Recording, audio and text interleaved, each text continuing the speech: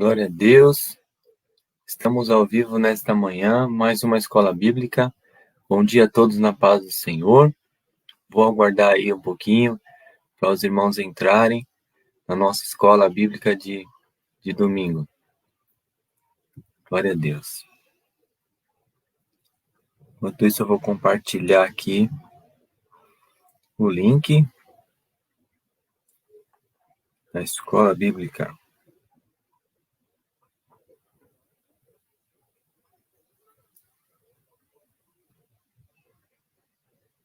Glória a Deus. Sejam bem-vindos, irmãos.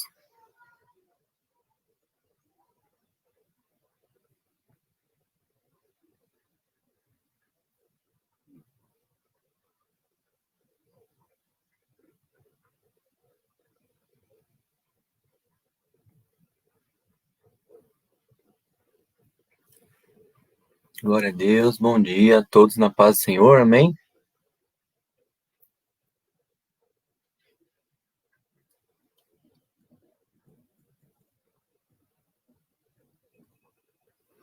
Estamos muito felizes dessa oportunidade de estarmos aqui nesta manhã, mais uma vez juntamente com a igreja, né? Hoje, mais uma vez, eu vou estar aqui sozinho, mas eu sei que Deus ele vai nos dar graça, vai nos ajudar para que nós possamos compartilhar a palavra de Deus, né? Quero, mais uma vez, desejar a todos um bom dia, na paz do Senhor, para todos. Vamos nos preparando para começarmos essa aula, amém? A lição de número 7.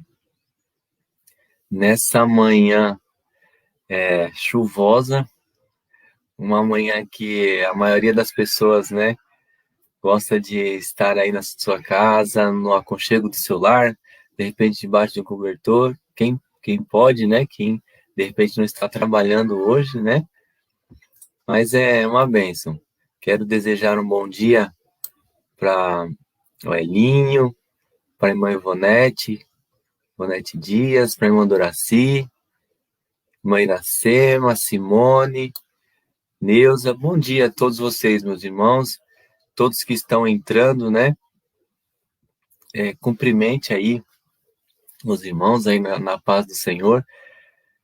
Nós estamos online, mas o nosso coração está como se nós estivéssemos presentes juntos, né? É muito bom acordar assim pela manhã e já iniciar uma escola bíblica. Para nós é um imenso prazer, né? Poder compartilhar. Bom dia para o Leandro, para a Evelyn, para a Rosinha, né? Lá de Taquaritinga, né?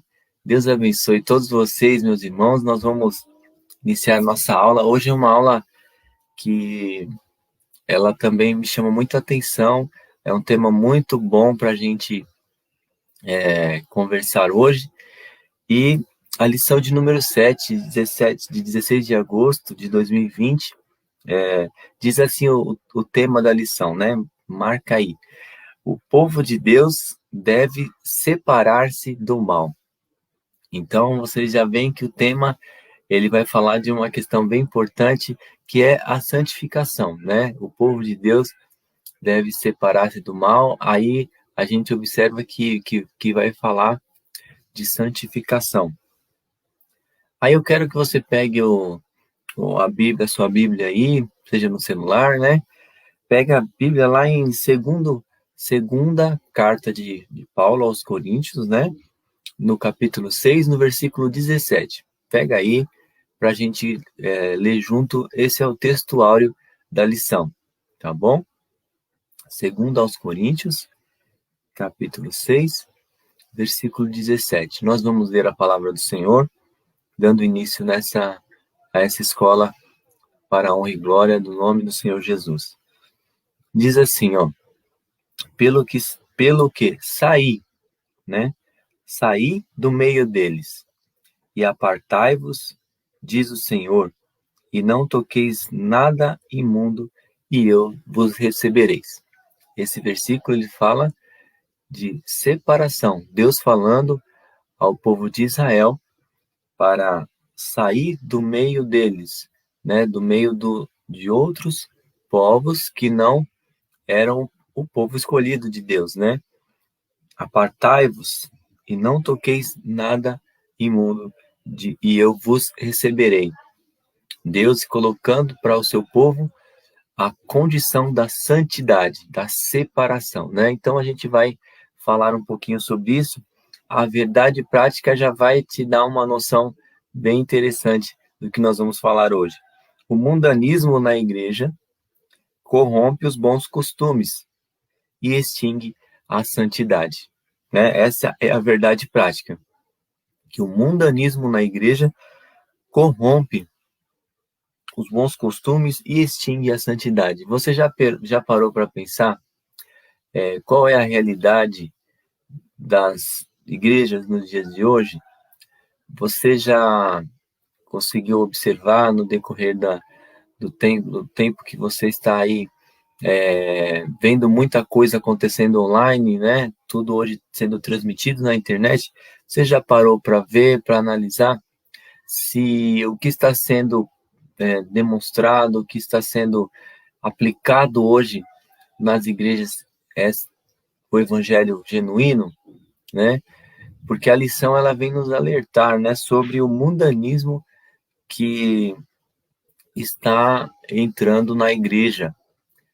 E é interessante porque a gente muitas vezes não para pensar nessa questão e a gente acha que está tudo bem, mas a palavra mesmo, ela nos alerta sobre falsos profetas e ela nos alerta muitas vezes sobre o comportamento da igreja, sobre o posicionamento real, né? O fundamento em que a igreja deve estar alicerçada. E nós percebemos que muitos têm perdido esse rumo, né? Então a gente vai falar sobre santidade, sobre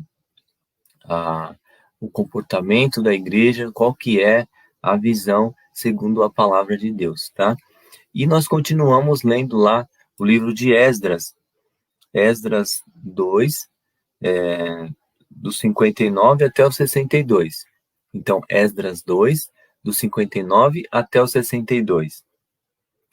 Depois nós vamos ler o capítulo 4, o versículo 2 e 3, e depois o capítulo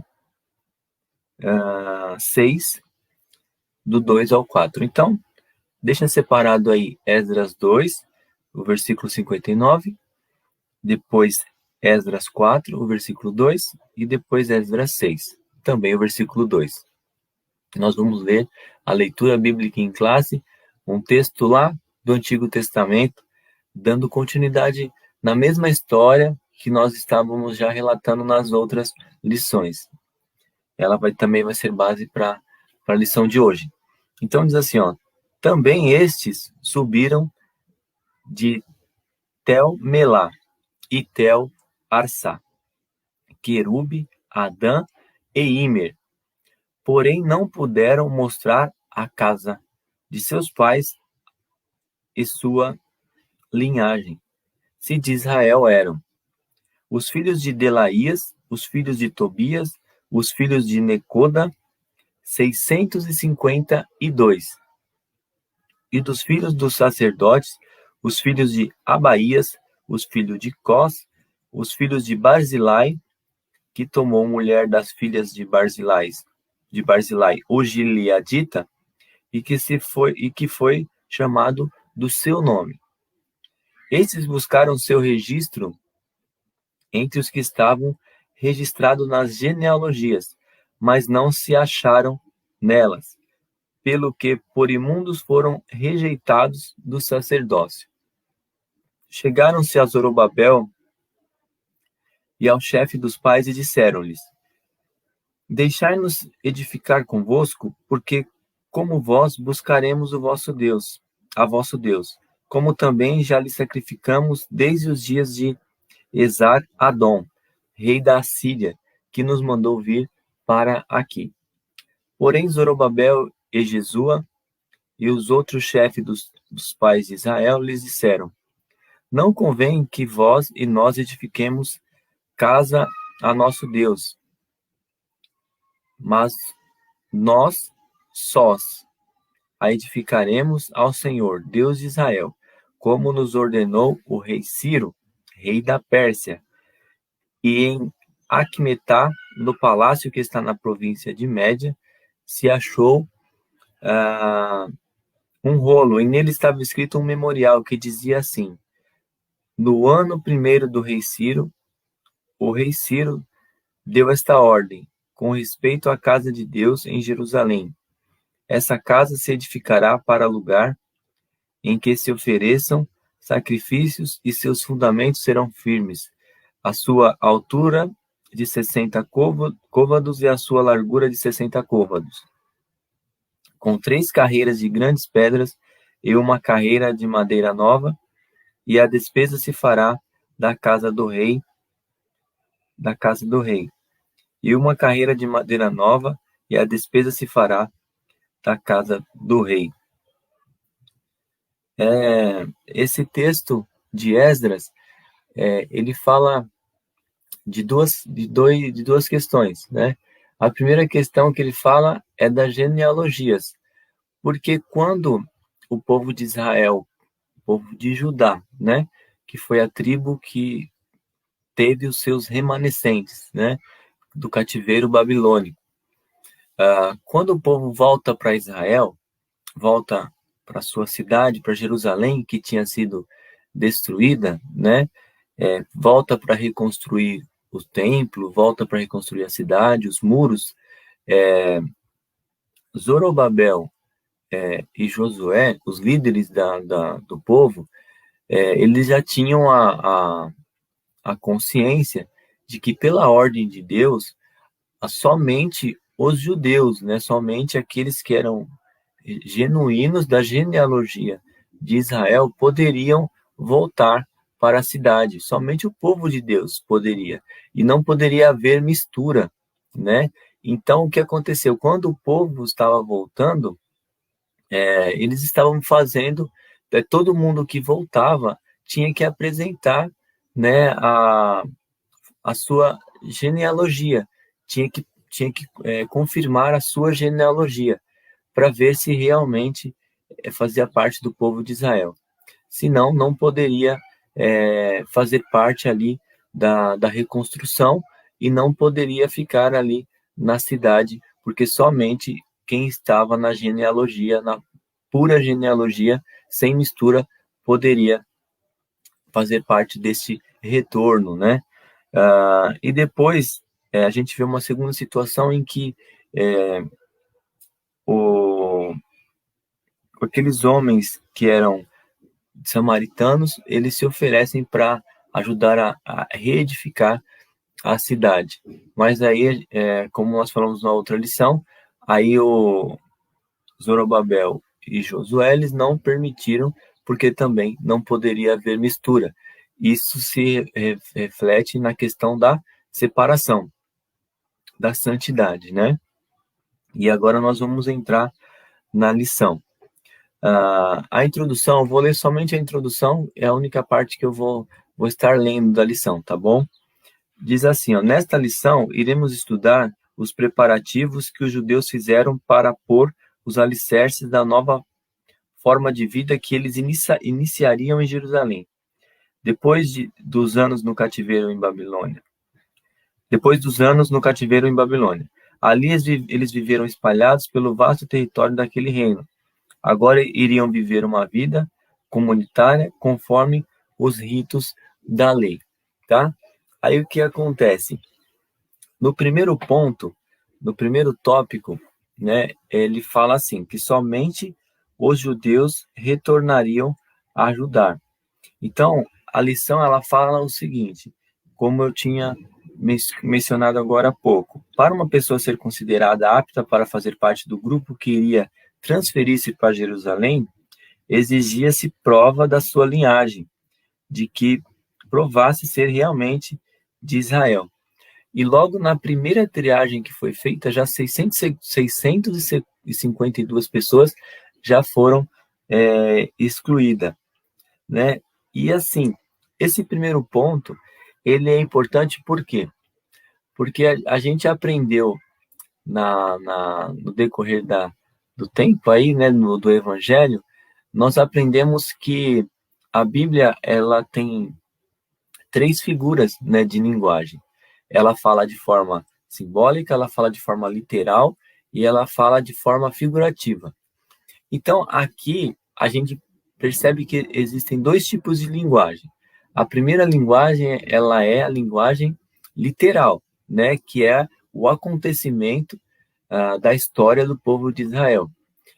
A volta, o retorno, e ali a segregação, né, a separação, por conta de que era obrigatório provar a sua linhagem, se era uma linhagem genuína de Israel, para se estabelecer naquela cidade, pelo mandado do Senhor, pelo mandado do nosso Deus.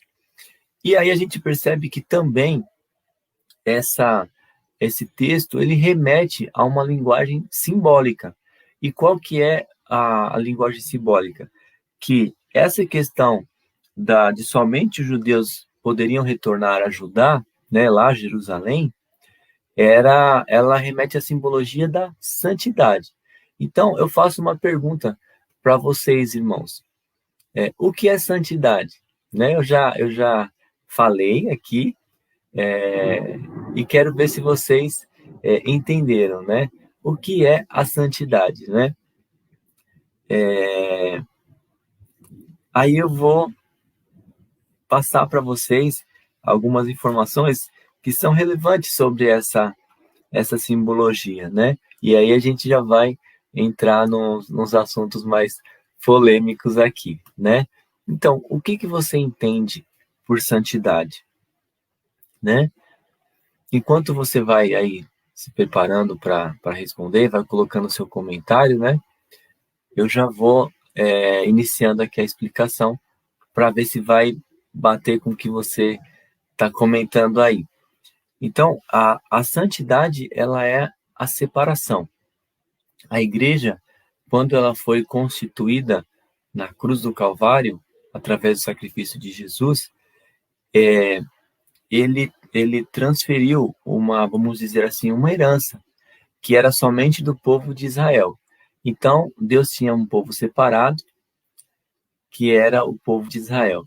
Na cruz, essa dádiva, a graça, né, a salvação, ela foi estendida para toda a humanidade. E hoje, todo aquele que crê, aceitar o nome de Jesus, declarar que ele é o seu Senhor, é o seu Salvador e o seu Redentor, toma posse da salvação, né? Toma posse da vida eterna. Glória a Deus, né? E dentro do que foi estabelecido, agora a igreja recebendo o favor não merecido, a graça, a salvação, existem regras espirituais, né? E Deus, ele exige do seu povo, isso como vamos colocar, que é um mandamento, né? De Deus para o seu povo, para mim, para você como igreja, ele exige santidade. E a santidade o que é? É a separação do mundo, é a separação daquilo que não agrada a Deus. Então, a gente precisa, irmãos, pensar sempre nisso, estar com a nossa mente sempre, sabe, como um filtro, filtrando as coisas que entram na nossa vida, os conceitos que começam a fazer parte, né, ou muitas vezes que são, que vêm para a gente acrescentar na nossa vida, né? A gente tem que se preocupar, irmãos, e filtrar para que o mundanismo, para que as coisas do mundo, elas não façam parte da nossa vida e não fique uma situação igual essa situação literal que aconteceu no povo de Israel, que também tem uma figura simbólica para nós. Por exemplo, por que os samaritanos eles não podiam participar das coisas do povo de Israel? Porque havia uma mistura. Então eles adoravam a Deus, sim, mas eles adoravam também outros deuses. Ou seja, havia uma mistura, e eles não estavam santos, não estavam puros, não estavam da forma que foi estabelecida por Deus. Então, eles não poderiam participar, tocar nas coisas que eram santas. E nós precisamos estar atentos. Aí eu pergunto para você, será que o mundanismo, ele existe dentro da igreja? Das igrejas, né? Vamos falar da igreja como falando de uma forma genérica, de uma forma geral, né? Não falar da igreja A, da igreja B, mas de uma forma geral. Será que o mundanismo existe dentro da igreja? Será que dentro daqueles que se dizem igreja, todos vão ser salvos? Todos estão vivendo a santidade que é necessária para alcançar a salvação? A palavra de Deus nos diz que é necessário a santidade para alcançar a vida eterna. Ele diz que nós devemos nos santificar pela palavra, nos purificar, né? Jesus disse que nós devemos lavar os nossos pés. Isso significa o quê? Se refere à nossa estadia neste mundo, né? Mas aí, o que você acha? Qual é a sua opinião? Será que existe um mundanismo dentro da igreja? Será que Deus ele ainda vai tirar um povo escolhido, um povo santo, de dentro da igreja? O que você acha a esse respeito? Porque eu, eu quero ler um versículo com vocês, que esse versículo, eu sempre medito nesse versículo, muitas e muitas vezes, quando eu começo a avaliar a questão da santidade, eu medito muitas e muitas vezes nesse versículo, que é o Mateus 7,14, que diz assim: porque estreita é a porta, e apertado o caminho que leva à vida, e poucos há que a encontrem. Olha que interessante, porque estreita é a porta, e apertado o caminho que leva à vida, e poucos há que a encontrem. Que encontrem o quê? Essa porta estreita. A porta é estreita. Isso me faz pensar, irmãos, que é importante a gente perceber se nós não estamos sendo levados como a multidão. O que atrai a multidão? Né? Pensa, o que atrai a multidão? Se você está indo no fluxo da multidão, é preciso tomar cuidado, porque a Bíblia nos fala que o caminho ele é estreito, que a porta é estreita, e poucos são o que encontram. Isso significa que, diante do evangelho, dos evangelhos que estão sendo pregados por aí, poucos estão mantendo um evangelho genuíno. Poucos estão mantendo um evangelho genuíno. A igreja ela deve se separar do mundo. Ela não deve permitir que o mundo ele entre na igreja. E eu falo para vocês, irmãos, eu tenho visto que o mundanismo ele tem invadido as igrejas, né? E a palavra é interessante, que é a palavra que tem se usado muito. Quando você fala, olha, vou falar um exemplo aqui que pode trazer uma polêmica, né? Mas para nós, para o nosso ministério aqui, nós não vamos entrar em detalhes, né? Porque nós não temos tempo, mas para o nosso ministério aqui está bem claro, né? Por exemplo, quando se fala de tatuagem, nós aconselhamos não fazer. Mas o que se prega nas igrejas, principalmente aos jovens, o que se prega nas igrejas? Que não tem nada a ver. Essa é a palavra do momento. Não tem nada a ver. E também vem sempre uma outra, na verdade, uma frase, né? Não tem nada a ver, né? E sempre vem aquela outra frase junto. Isso é coisa de conservador. Isso é coisa antiga. Isso já é passado. Essas frases, elas vêm acompanhadas, como se elas fossem o respaldo que se precisa para se viver essas coisas que fazem parte do mundanismo, né? Então, hoje em dia você vê muitas coisas dentro da igreja. A gente já viu pastores, né, entrando numa banheira gigante de suco de uva lá, representando vinho, para consagrar e a igreja beber. A gente já viu gente consagrando copo com água e dando para as pessoas beber, né?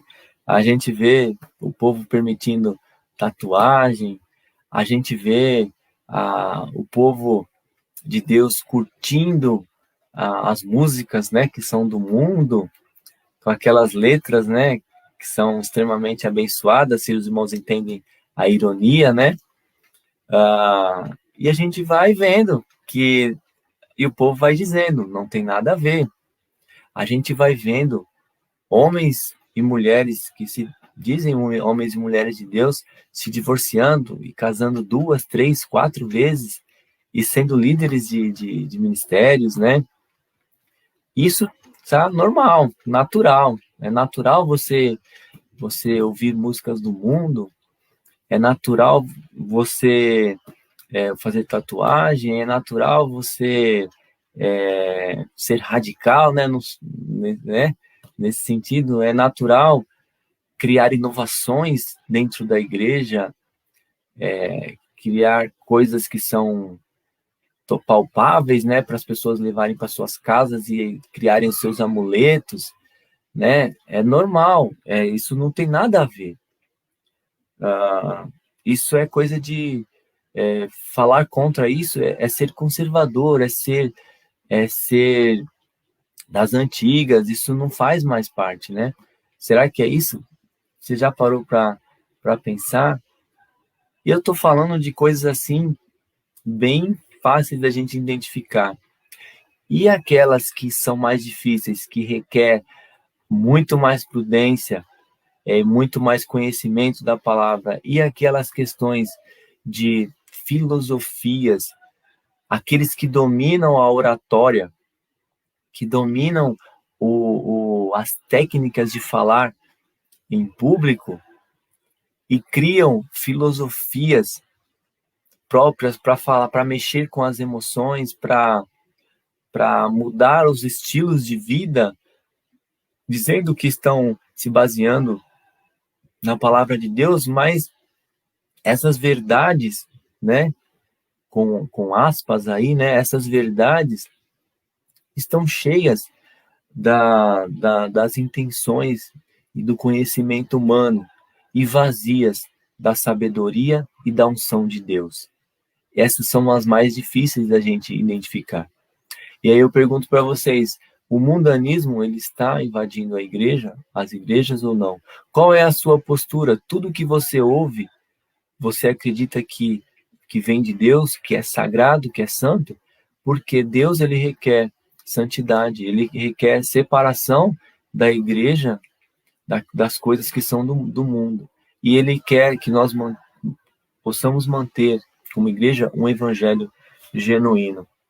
Aí eu pergunto para você, o que temos permitido em nossas casas, né? E aí eu sempre falo, a porta, ela é estreita, o caminho, ele é apertado. E são poucos os que encontram essa porta e os que conseguem caminhar por esse caminho. Muitos têm buscado a flexibilização do evangelho.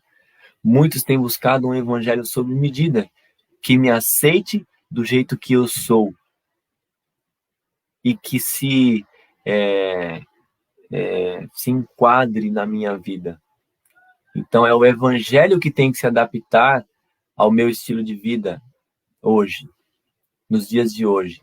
Por quê? Por causa do relativismo, por causa das filosofias. Hoje tudo é questionável, tudo da palavra é questionável. E muita coisa se tornou metáfora, muita coisa na Bíblia se tornou metáfora. Né? Não é mais absoluto, é relativo. A forma que eu vejo, ela me dá condição de me adaptar e criar novas ideias. Hoje os evangelhos, né, eles estão mais filosóficos, dando margem a questionamentos, né? Então, eu sempre entendi que a Bíblia, ela é uma verdade absoluta, inquestionável, mas hoje ela tem aberto nas igrejas, né, tem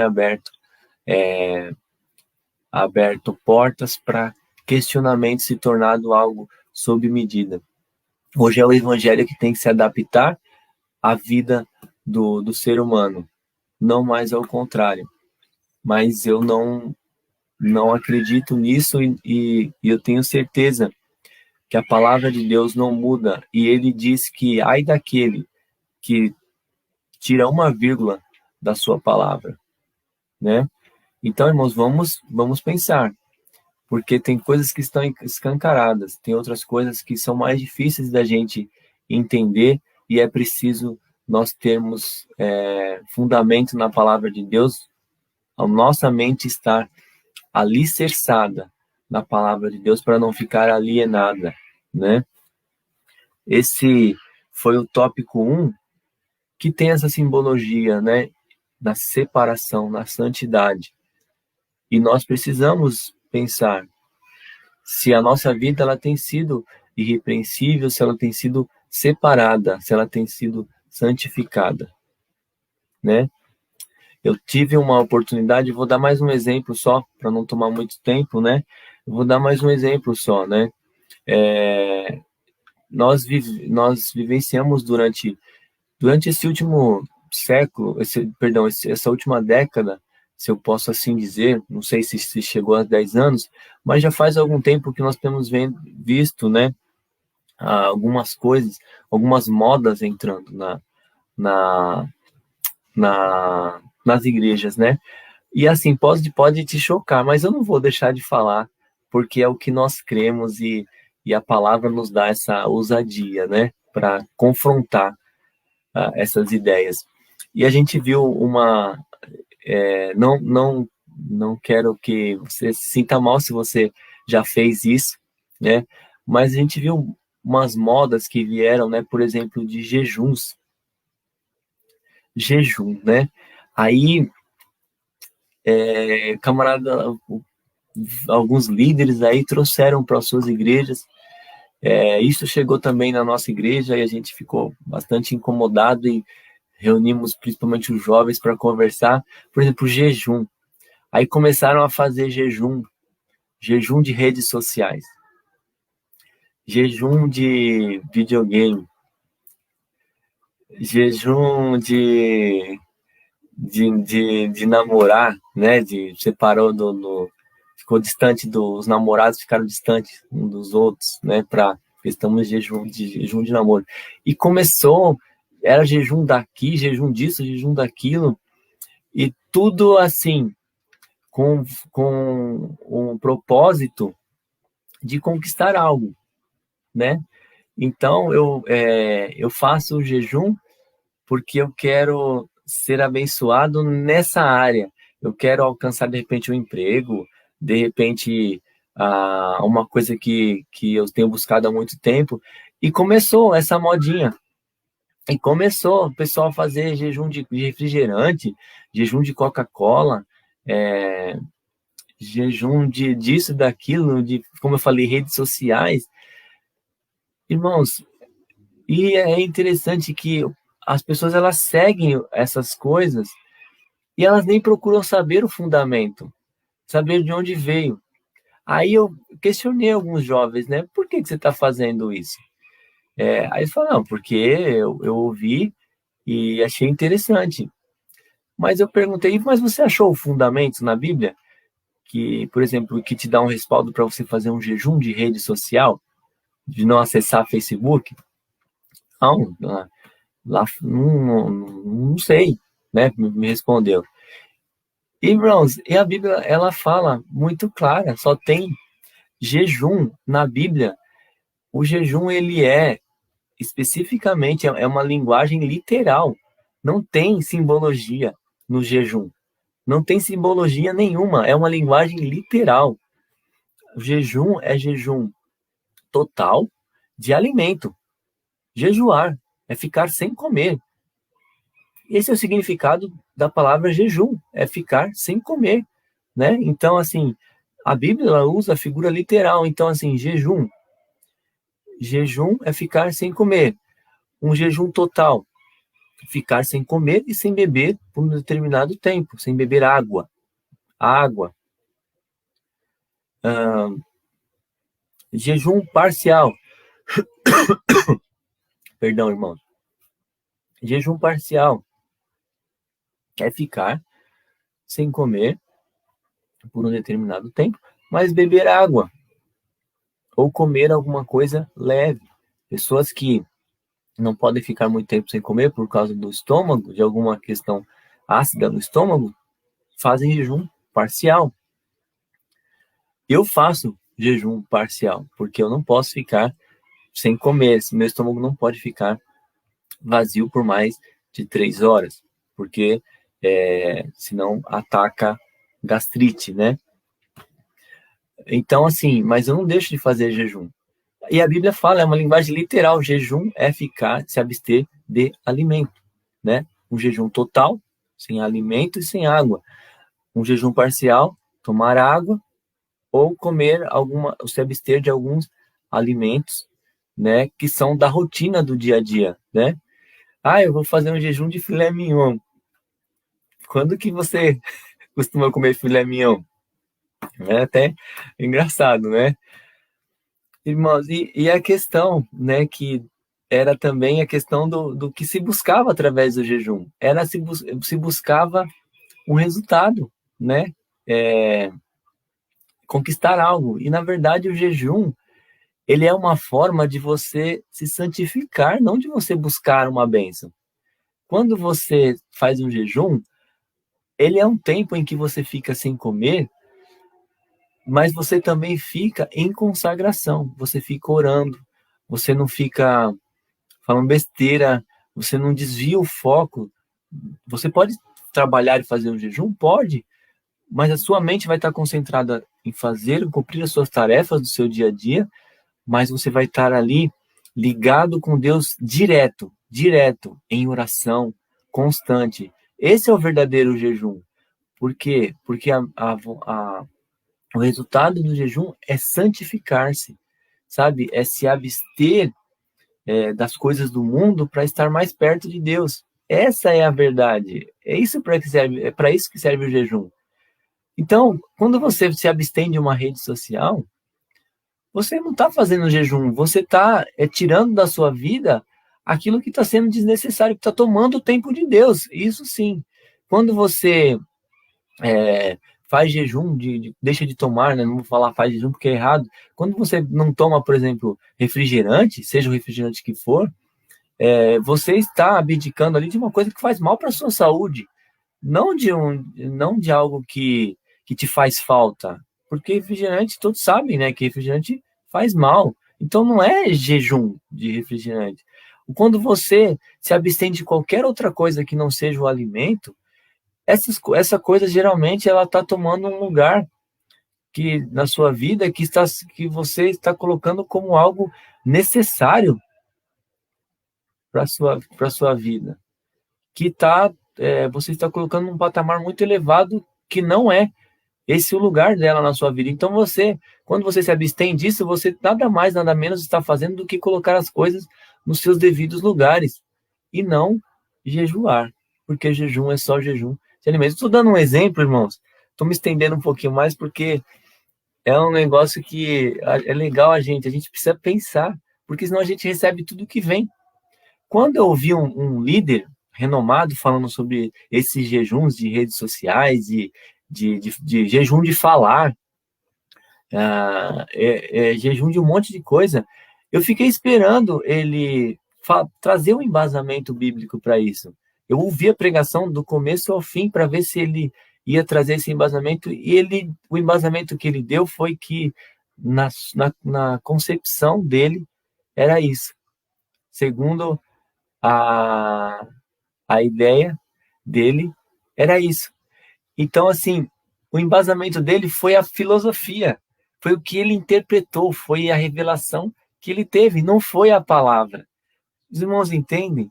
Não tinha embasamento bíblico, tinha uma concepção filosófica, um questionamento que foi feito e uma razão humana. Irmãos, o que está se acrescentando de razão humana na palavra de Deus, de verdades humanas na palavra de Deus, está um negócio sem medidas.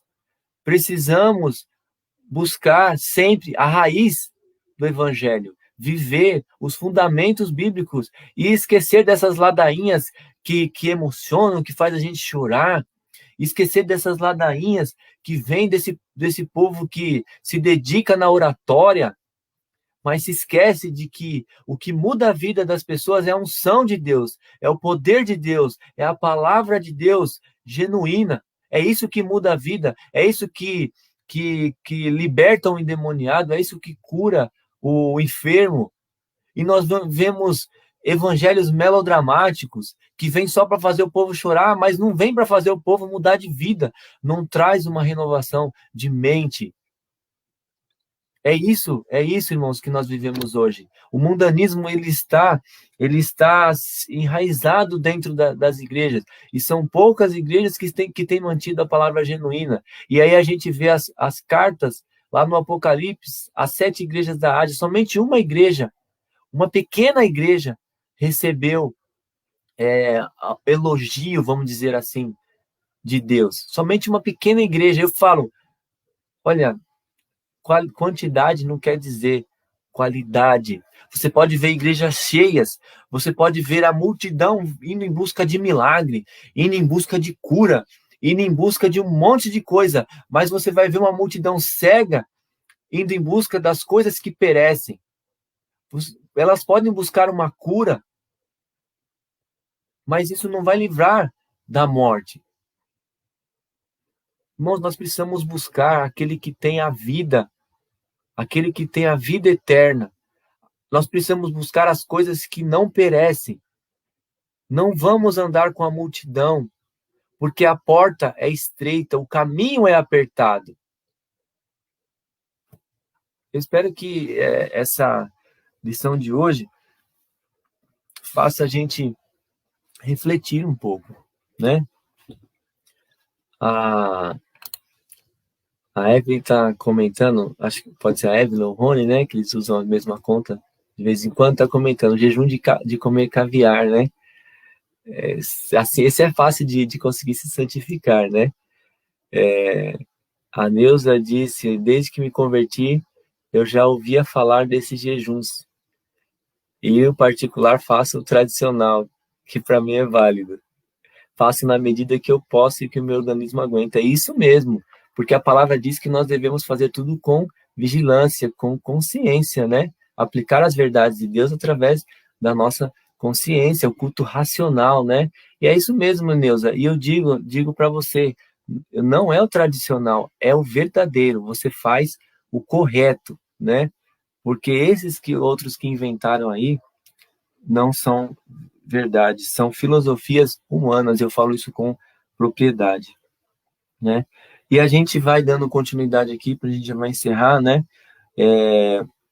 No tópico 2 falam que os judeus eles não aceitaram a ajuda dos samaritanos.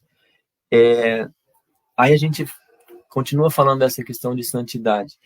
Lá Zorobabel e Josué, o sacerdote, eles não aceitaram a participação dos samaritanos na reconstrução de Israel, porque Israel, Jerusalém, era uma cidade separada, uma cidade santa, porque o povo era separado, um povo exclusivo de Deus, e eles não aceitaram a participação dos samaritanos, né? E os samaritanos, olhando uma visão simbólica, eles representam uma vida carnal, uma vida sem unção, uma vida sem a fé genuína. Sabe o que o samaritano representa? Os samaritanos, eles representam os samaritanos, eles representam aquele crente que não tem, eu vou falar uma palavra, mas eu vou usá-la aqui no bom sentido, tá bom? Eles representam aqueles crentes que eles não têm ambição espiritual. O que é ambição espiritual? É estar insatisfeito com aquilo que você recebeu. Nossa, mas como assim? Isso é meio estranho. Não, não é. A nossa vida, a palavra de Deus diz assim, ó, lá em Romanos, que quão profundas riquezas o saber e o conhecer de Deus, quão insondáveis os seus caminhos, os seus juízos. Ou seja, o que Deus tem para mim e para você é infinito. Então, o que acontece? Se é infinito, eu não posso estar contente, satisfeito com o que eu recebi. Eu tenho que querer mais. Por quê? Porque esse querer mais, essa ambição, essa insatisfação, ela vai fazer com que eu me aprofunde mais no decorrer da minha vida, da minha existência, e busque mais, busque mais, busque mais, busque mais. E o que acontece? Eu vou ficando cada vez mais parecido com Jesus, até que ele venha me buscar e eu tenha ali a coroa da vida eterna. Eu e você não vamos conseguir ser 100% perfeitos nessa vida, né? Mas isso é uma coisa que a gente tem que buscar, e nós vamos passar a vida inteira buscando ser perfeitos, buscando ser cada vez mais parecido com Jesus, porque é infinito, é insondável a riqueza do conhecimento, da sabedoria e das virtudes divinas. Então, por que eu vou ficar me contentar com o que eu tenho hoje espiritualmente, com o nível que eu estou hoje espiritualmente? Por que eu vou me contentar? Por que eu não vou buscar o batismo com o Espírito Santo se eu não sou batizado, sabendo que isso é fundamental, porque é um revestimento de poder? Então, os samaritanos, eles representam essa mistura entre as coisas de Deus e as coisas do mundo, em que muitos têm aceitado, têm acatado esse estilo de vida, de acreditar em Deus, mas de não se aprofundar na palavra, se aprofundar em conhecer mais intimamente Deus através da oração, através do jejum, através da consagração. Então você pergunta para alguém, né? O que você almeja na sua vida espiritual? A pessoa vai falar, não, para mim está ótimo assim, tá bom do jeito que tá, né? E não tem uma ambição espiritual, não quer mais de Deus, não vai atrás, não vai além, não sai deste lugar de conforto, nessa zona de conforto, né? E então você percebe, aí você pede para essa pessoa, faça uma oração. Ah, não, eu não sei orar. Dá 10 anos na igreja e não sabe orar, né? São samaritanos, né? Ah, fala um versículo aí de cor e diz alguma coisa sobre ele, deixa Deus te usar. Ah, não, eu não sei falar, né? Não tem nada dentro dele, por isso que ele não consegue falar. Porque dentre qualquer irmão da igreja que se consagra, que pode até não ter uma escolaridade alta, pode até não saber escrever direito, mas quando tem uma vida consagrada, sempre tem algo de Deus para falar. E fala mais bonito do que muitos letrados aí, cheio de universidades, porque é o Espírito Santo de Deus que usa. O mérito não é humano, é de Deus, é do Espírito de Deus, né? Então o samaritano representa esse povo aí, que geralmente são aquele povo que dá problema nas igrejas, nos ministérios. São aquele povo que geralmente se coloca do contra. Quando o pastor faz uma repreensão, fica bicudo, já começa a fazer os comentários, as murmurações. Quando acontece alguma coisa num determinado grupo, seja, né, num grupo de louvor, num grupo de estudo, qualquer coisa, já começa a falar. São aqueles que sempre colocam os seus ouvidos, né, permitindo as murmurações, as fofocas, as dissensões. São aqueles que realmente têm a vida e muitas vezes são aqueles que tentam frustrar o que Deus está fazendo na vida dos outros, porque os samaritanos, eles embargaram a obra de Deus lá na reconstrução do templo, né, por 15 anos. E muitas igrejas você vê esses samaritanos ativos nos dias de hoje. se colocando em oposição, né? Aí o pastor pede para bater palma, cruza os braços. O pastor pede para se levantar, fica sentado. O pastor pede para vir à frente, vai para o fundo. Esses são os samaritanos, né? E que permitem que o inimigo use a sua vida para minar a obra. São aqueles que não se dedicam na palavra, são aqueles que não buscam a unção do Espírito Santo, são aqueles que muitas vezes nem são batizados e estão contentes com isso. Eu não consigo entender como não buscar o batismo com o Espírito Santo. Se alguém aqui hoje não é batizado no Espírito Santo, receba em nome do Senhor o fogo do Espírito. Abra o seu coração e seja batizado em nome de Jesus, porque Deus ele quer te revestir para uma grande obra, e a principal obra é a obra que ele realiza na sua vida, e essa obra ele diz que ele começou e ele vai aperfeiçoar até que ele conclua, em nome de Jesus. Amém? Os samaritanos representam esse tipo de crente que eu falei para vocês. Se vocês já viram isso em alguma igreja, eu acho que não, né? Eu acho que é difícil a gente ver isso nas igrejas. Eu acho que esse povo não existe, né? Mas tudo bem, vamos dar continuidade. Então, o povo de Israel não permitiu que os samaritanos participassem daquilo que era sagrado, né? Daquilo que Deus tinha instituído. Mas aí, o que aconteceu? Os samaritanos, eles tornaram-se inimigos do povo judeu. Então, se tornou ali a separação entre samaritanos e judeus, que aí você vê quando Jesus vai pedir água para a mulher samaritana, ela fala, por que você está conversando comigo se eu sou samaritana e você é judeu e nós não nos comunicamos, né? Vem daí, vem lá do começo do Antigo Testamento, onde os samaritanos, eles foram uma nação que foi miscigenada, recebeu mistura dos outros povos, adorava a Deus, mas também adoravam a outros deuses e permitiam costumes que não eram costumes que Deus se agradava, né? E aí embargaram lá a obra, depois queriam participar da reconstrução, e os judeus não permitiram, e desde então se tornaram inimigos. Já havia uma rivalidade quando as tribos se separaram, porque em Samaria era a capital das 10 tribos, Samaria era a capital das 10 tribos, né? E Jerusalém era a capital das 2 tribos que foram chamadas de Judá, né?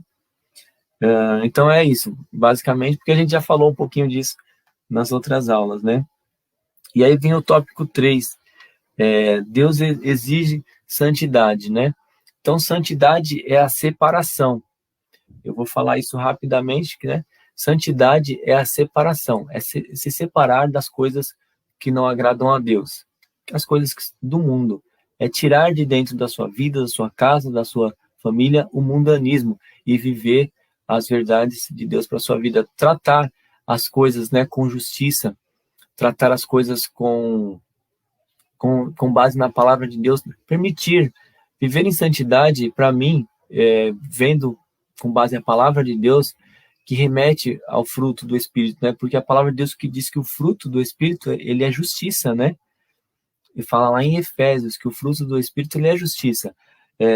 E dentro disso, a gente vê o fruto do Espírito, os 9 gomos, e essa é a verdadeira santidade, né? É permitir que se posicionar diante da palavra, permitindo que o Espírito Santo de Deus, ele produza o fruto em nós, né? E isso é se abstendo de agir como o mundo age em toda e qualquer circunstância, né?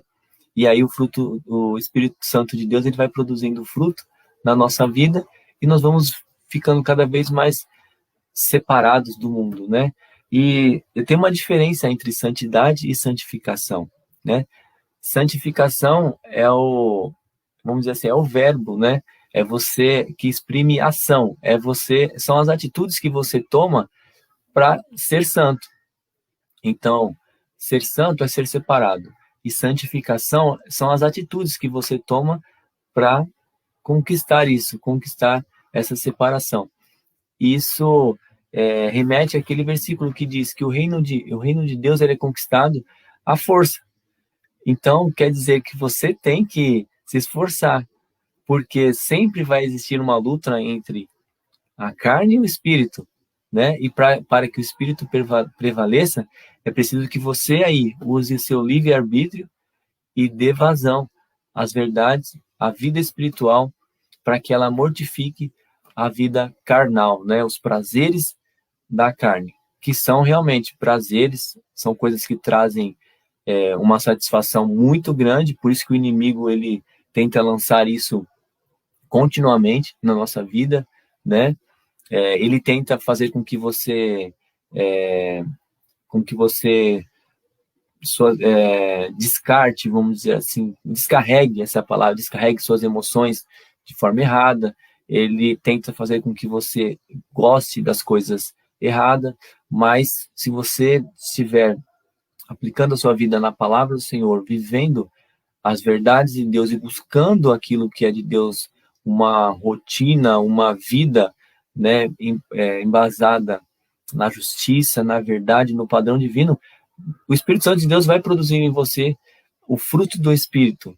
E aí você vai conseguir estar cada vez mais puro, mais diante da presença de Deus, irrepreensível, como ele exige da sua igreja. Santidade é separação, e santificação é tudo aquilo que a gente faz para se manter santo. Amém? Aqui tem uma questão bem importante que a lição ela fala que Israel ele foi derrotado por uma cidade pequena chamada Ai, né? Porque tinha uma legalidade, né? E é importante, irmãos, que nós possamos passar um filtro na nossa vida para ver se não existem legalidades que estão permitindo uma ação maligna na nossa vida, porque muitas derrotas, e a gente tem que aprender isso, né? Muitas derrotas acontecem na nossa vida porque há uma legalidade. Nós vimos que o povo de Israel, na história, né, no Antigo Testamento, ele perdeu a batalha porque Acã, né, tinha descumprido uma ordem direta de Deus, né? Ele tinha retirado despojos da guerra escondido, né? E o que acontece, irmãos? Aquilo gerou uma legalidade. Nessa visão, nessa história, né, literal da Bíblia, tem uma visão simbólica para nós, que muitas vezes nós permitimos na nossa vida situações que geram legalidades dentro da nossa própria casa, dentro da nossa própria vida, né? E às vezes, muitas vezes a gente está assim como se estivesse dando um murro em ponto de faca, né? Querendo buscar o favor de Deus, buscar a bênção de Deus, mas não consegue e fica naquela situação de entrave, né? Então a gente precisa, quando nós vivenciamos esse tipo de situação, a gente precisa começar a avaliar se há alguma legalidade, alguma coisa que está relacionada à nossa vida, à nossa forma de viver, às coisas que nós permitimos, muito também a nossa forma de pensar, que não está sendo uma legalidade na nossa vida, né? A gente poderia falar de muita coisa, é muito amplo esse assunto, mas cada um tem que analisar a sua vida e perceber, eu estou agindo de acordo com a palavra no que diz respeito a, vamos dizer, o meu relacionamento familiar, o meu casamento, né, o cuidado que eu tenho com os meus filhos, o meu modo de pensar, as reações que eu tenho estão sendo coerentes com a palavra, todos esses aspectos eles têm que ser avaliados, porque Deus ele não é Deus de derrota. O nosso Deus não é um Deus de derrota. Ele é um Deus de vitória. Ele é o Senhor dos exércitos, né? E ele nos diz que nós somos mais que vencedores. E a gente precisa pensar. É uma situação bem assim difícil, mas nós temos que pensar sempre refletir se nós não estamos abrindo alguma legalidade e estamos sendo reprovados em algumas situações e estamos perdendo algumas batalhas, né? Então, é muito importante eu e você sempre refletirmos nos nossos comportamentos, né, e modo de pensar, né, remete nas nossas ações, nas nossas atitudes, e principalmente nas nossas reações, né, se estão pautadas realmente naquilo que é justo, naquilo que é reto, naquilo que Deus, ele manda, né, principalmente quando o nosso orgulho, é ele aflora uma determinada situação em que o nosso orgulho aflora, muitas vezes a gente não age de acordo com a palavra, a gente age de acordo com os nossos impulsos, com as nossas emoções, né? Então a gente tem que tomar muito cuidado e tem que fechar as brechas. Se você e como que você faz isso? Você ora e começa a pedir para o Espírito Santo te mostrar aquilo que precisa ser curado, aquilo que precisa ser mudado, aquilo que precisa ser transformado. Você pede para o Espírito Santo de Deus te mostrar as coisas que estão sendo legalidades na sua vida, né? Assim como aconteceu com o povo de Israel, que havia um anátema, né? Havia uma legalidade para a maldição, e ali Deus, ele mostrou para Josué é, retirou o anátema no meio do povo. Assim nós temos que fazer na nossa vida, nós temos que fazer uma varredura constante para que nós possamos eliminar as legalidades, para que nós possamos prosperar, né? Porque Deus, ele nos faz ser vencedores em toda e qualquer situação, e a nossa vida é de luta, mas é de vitória, e nós não vamos aceitar ficar prostrados mediante qualquer circunstância. Amém? Irmãos, o resultado de uma vida santa é ser aperfeiçoado e é receber de Deus o seu favor, a sua unção, sabe, o seu poder é derramado. Então, assim, os benefícios, né, de ser santo é de ter uma vida realmente em que Deus, ele está na direção, em que Deus, ele pega o seu caminho e ele endireita as suas veredas para que seja um caminho realmente de paz, porque é o que Deus tem, né? Deus tem pensamentos de paz para o seu povo. E as nossas guerras, elas vêm dentro de nós mesmos, então nós precisamos buscar essa santificação para que o caráter de Cristo, ele venha renovar o nosso entendimento e nossas veredas, o nosso caminho, ele seja um caminho próspero, um caminho de justiça diante da presença de Deus, né? Eu espero que tenha sido bênção esse tempo na sua vida. Agradeço a participação de todos, né? A minha ferramenta aqui de transmissão, eu não consigo ver todo mundo que está aqui, né? Eu falei alguns nomes no começo, mas eu agradeço a participação de todos, como de costume. E, irmãos, é isso. Sempre coloque seus comentários, se posicione aí, fale a sua ideia, suas dúvidas, e a gente vai respondendo e vai conversando. Eu agradeço a Deus por esse momento tão importante e espero que tenha sido de grande valia para a sua vida, né? Que você possa se posicionar diferente, né? Possa criar um filtro muito bom para tudo que nós estamos vivendo hoje, toda essa gama de informações que nós temos recebido, para que a nossa vida ela seja pura e nós não aceitemos e possamos não permitir, né, que o mundanismo ele invada também a nossa vida, as modas, né, essas ideias, essas filosofias que vêm só para emocionar, mas não muda a vida de ninguém. Então, que a gente possa ter essa consciência pura, reta, santa e irrepreensível diante de Deus. Amém? Então é isso, irmãos. Deus abençoe vocês nessa manhã. Obrigado mais uma vez pela participação. Cumprimente aí o seu irmão com a paz do Senhor. Dê um bom dia aí. Desejo aí a todos um bom domingo, porque eu desejo a todos vocês um bom domingo. Continuamos aqui orando, né, pela vida do nosso pastor. acho que todos aí sabem, né, que ele passou por uma cirurgia muito séria, muito difícil, né? Imagine 5 horas, né, de cerca de 5 horas de cirurgia no coração, né? Cirurgia muito séria, que requer bastante cuidado no pós-operatório, na recuperação.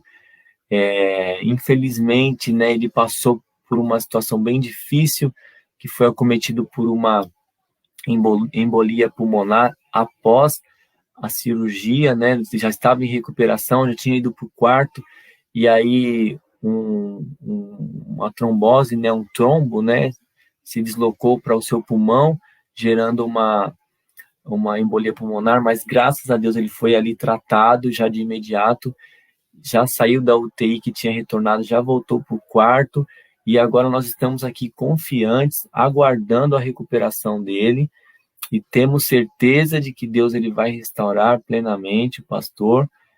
Nosso pastor ele é uma bênção, e nós aqui dedicamos esse tempinho aqui para falar um pouquinho dele, para agradecer a Deus pela vida dele, e agradecer a Deus por estar dando esse livramento, por estar cuidando dele nessa recuperação, porque foi tudo uma bênção, foi um momento de muito delicado, mas nós aqui confiamos em Deus, né? E graças a Deus estamos recebendo boas notícias de recuperação, mas nós estamos aguardando até ele retornar e até ele dizer: estou 100%. Enquanto ele não dizer para a gente que está 100%, né, que é normal, a recuperação ela é assim mesmo, mas enquanto ele não disser que está 100%, nós vamos continuar orando. E eu falo aqui, né, deixar registrado, pastor, pastora, eu estou orando todos os dias, incessantemente, para que Deus ele mantenha o Senhor firme e restaure 100% a sua saúde e te dê longos dias aqui com a gente, em nome de Jesus, com saúde e paz. Amém? Irmãos, mais uma vez, Deus abençoe a todos, que o seu domingo seja um domingo de paz, de alegria na presença do Senhor, e que Deus fale muito mais ao teu coração, tá bom? Eu agradeço a todos, que Deus abençoe, e domingo que vem estaremos juntos novamente para a honra e glória do nome do Senhor Jesus. Deus abençoe a todos, e até domingo que vem, se Deus assim permitir, e eu sei que Ele vai nos abençoar com essa graça maravilhosa. Deus abençoe, irmãos, um grande abraço a todos.